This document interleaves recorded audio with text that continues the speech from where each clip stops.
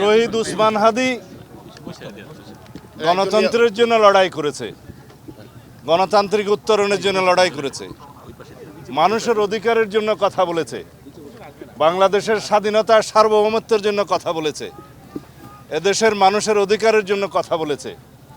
আমাদেরকে ওসমান হাদির এই শোককে জাতীয় শক্তিতে পরিণত করতে হবে, আবেগকে শক্তিতে পরিণত করতে হবে, শান্তিপূর্ণভাবে আমাদের সকল কার্যক্রম পরিচালিত করতে হবে।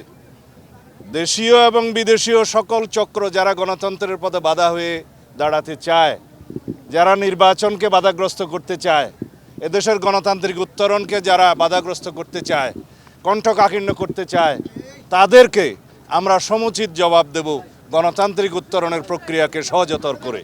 তাহলেই শহীদ উসমান হাদির রক্তদানকে, আত্মত্যাগকে আমরা সম্মান জানাতে পারবো।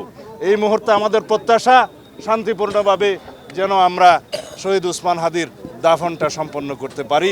তারপর থেকে সারা জাতির প্রতি আমাদের আহ্বান, আকাঙ্ক্ষা যেন আমরা সুশৃঙ্খল থাকি, কোনো রকমের কোনো উস্কানিতে যেন আমরা পা না দিই। ধন্যবাদ।